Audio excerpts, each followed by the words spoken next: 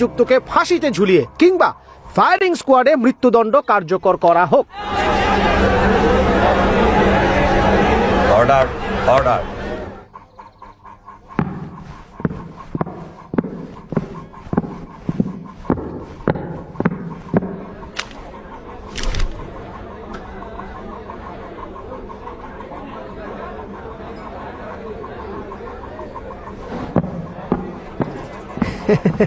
Your honour.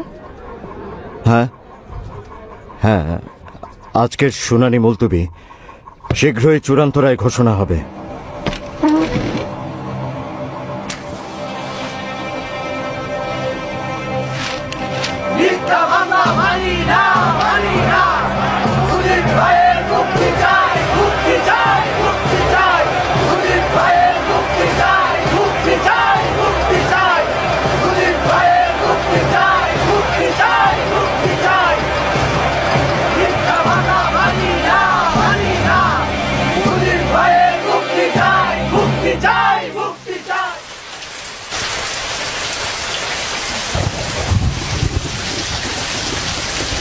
কেমন আছো?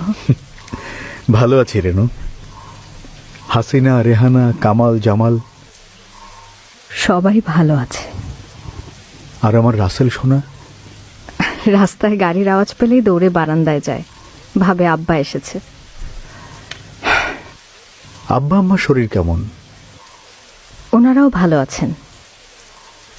আর তুমি? ছেলে মেয়েদের সাথে আনিনি বলে মন খারাপ করনি তো? ইচ্ছে করেই আনিনি। বন্দি বাবাকে দেখতে সন্তানের ভালো লাগে। ওদেরকে বলো তোমাদের বাবা বন্দি আছেন, যাতে সবাই মুক্ত হয়। এটা নিয়ে মন খারাপ করবে না। আমি তোমাকে দেশের জন্য উৎসর্গ করেছি। খাতা কলম আবার লিখতে শুরু করো। এত কি লিখবেন মুজিব সাহেব? কয়দিনই বা দুনিয়া। টিপু সুলতানের ওই কথাটা শোনেননি? শেয়ালের মতো 100 বছর বাঁচার চাইতে সিংহের মতো একদিন বাঁচাও ভালো। আমাকে নিয়ে ভেবো না Renu. I was born to suffer. জীবন মৃত্যুর সন্ধিক্ষণে থেকেও ফাঁসির দড়ি হাতে নিয়েও সত্য বলতে ভয় পাই না।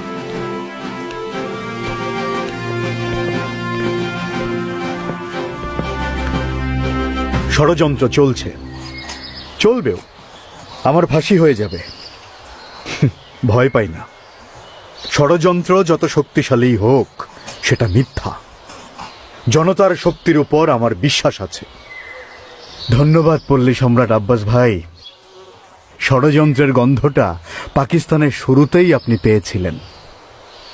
তখন আমি ঢাকা বিশ্ববিদ্যালয়ের আইন বিভাগের ছাত্র।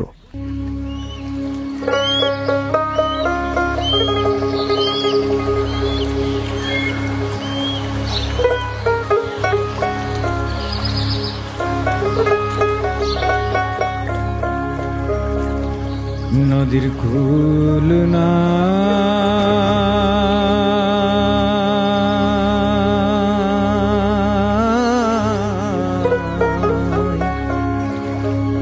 কিনার নাই রে,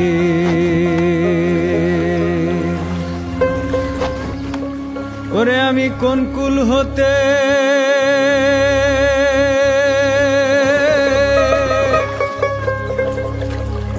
কোন কুলে যাব, কাহারে শুধাই রে।